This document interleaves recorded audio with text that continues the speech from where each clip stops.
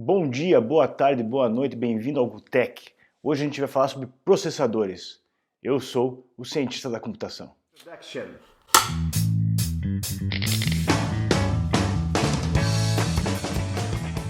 Bom, pessoal, para quem não viu ainda, tem um vídeo meu, vou colocar aqui em cima o link, que eu falo como o computador funciona.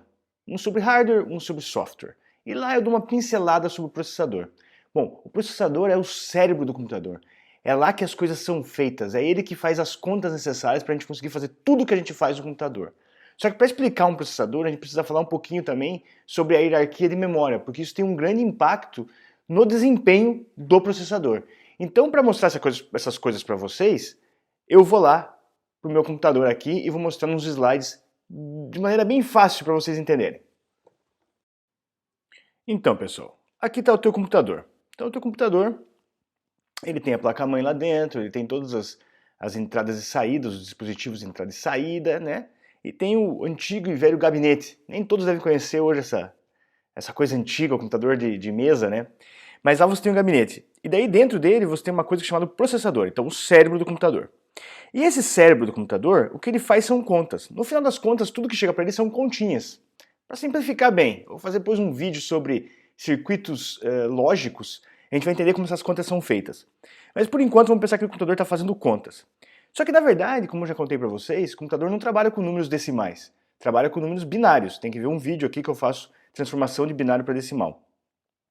Então esses números, na verdade, eles são no formato binário. Então o computador vai receber um monte de 0 e 1s e vai fazer continhas com esses zeros e 1s. Então esses números vão lá para o processador, ele vai fazer contas com o objetivo de dar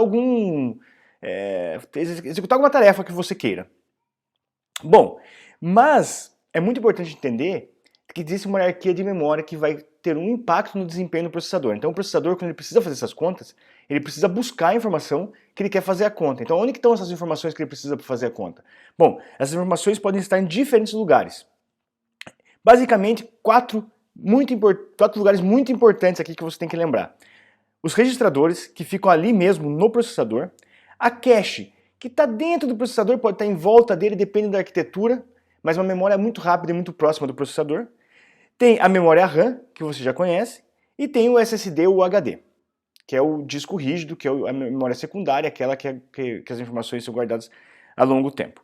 Bom, e essas coisas vão na direção do processador para longe. Em que sentido? Primeiro que, quanto mais longe do processador, mais barata é a tecnologia, mas mais lento é. Então, os três mais aqui, ó. Quanto mais longe do processador, mais barato, mais demorado, mas mais armazenamento. Então, a gente tem aqui um limiar entre preço e desempenho. Tá? Então, guarda isso na cabeça. Bom, o grande problema aqui é o demorado. Isso aí vai ter um impacto muito grande no desempenho do processador. E como que isso acontece? Bom, o processador ele trabalha com um reloginho, o clock dele, que é medido em hertz. Mas vamos dizer que o clock do processador, vamos dizer mais ou menos assim. A cada segundo do relógio, o processador consegue fazer um número X de tarefas, de continhas. Tá? Então, por exemplo, cada vez que eu rodo um segundo, eu vou fazer diferentes números de contas. Por exemplo, ou de tarefas para o processador. Por exemplo, lá em 1970, tá falando 50 anos atrás, o processador conseguia fazer 740 mil tarefas em um segundo. Então o processador era 740 kHz. Em 1980, a gente pulou para 6 milhões de tarefas por segundo. Em 1990, 25 milhões. E nos anos 2000, 600 milhões. Em 2010, 1,2 bilhões de tarefas por segundo. E agora, em 2020, a gente está na casa dos 3 bilhões. Tem um processador da IBM que eu acho que é na casa dos 5 agora, 2021. Enfim, essa é a evolução do que o computador consegue, quantas tarefas ele consegue fazer num segundo. Mas o problema é o seguinte, a gente tem que falar aqui de latências. Então assim, se a informação estiver nos registradores, a gente está falando que é um negócio imediato. Então vamos dizer assim, o nosso exemplo aqui, estamos trabalhando com um processador 1 GHz. Então ele consegue fazer 1 bilhão de operações em um segundo. Então, Quando é imediato, está nos registradores, eu vou gastar uma operação desses 1 bilhões para fazer a conta, porque a informação que eu preciso está lá. Agora, se a informação que eu preciso não estiver lá, eu vou ter que buscar na cache. Se eu vou buscar na cache, eu vou demorar mais ou menos 5 nanosegundos. Pessoal, vai depender da arquitetura, vai depender de um monte de coisa, que processador que você está falando. Vamos dizer que é 5 nanosegundos aqui como um exemplo, tá? Vão ter variações aí na internet, você vai ver. E daqui, se você ver esse vídeo daqui 10 anos, não vai fazer sentido nenhum isso daqui mais, tá? A memória RAM, em torno de 100 nanosegundos. O que isso significa? O que é um nanosegundo? Um nanosegundo é 1 bilionésimo de segundo. Então, se o nosso processador for 1 GHz, 1 bilhão de operações por segundo, a gente vai estar gastando 5 operações para buscar 5 bilionésimo de segundos para buscar na cache. Se eu estiver buscando na memória principal, 100 bilionésimos.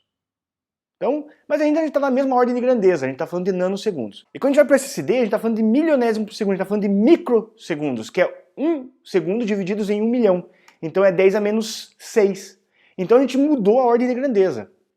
E se a gente for para o HD, a gente está falando de milissegundos. Então a gente está falando de 1 milésimo. A gente divide o segundo por 1000. Então a gente mudou uma outra ordem de grandeza. Então qual que é o impacto disso? Quando você está trabalhando com processador, imagine se eu tenho que esperar. Eu posso fazer 1 bilhão de operações, mas agora eu vou ter que buscar uma coisa lá no HD. E o HD trabalha numa outra ordem de grandeza, trabalha em milésimos, né? É que a gente mostrou, milissegundos. O processador vai ficar parado, esperando o HD, que é super lento, mandar a informação, enquanto eu poderia estar fazendo um monte de coisa. Como que a gente tem uma coisa que a gente faz para resolver isso, que é o escalonamento de processos. Por exemplo, se eu não consigo fazer essa conta agora, porque a informação não está aqui, eu preciso buscar, mas tem uma outra na fila chegando, que eu já tenho a informação, vamos fazer essa enquanto eu busco a outra. Enfim, tem um monte de esquemas para conseguir resolver isso. Mas essa que era a ideia que eu queria passar, como o processador funciona com a hierarquia de memória. Espero que você tenha entendido.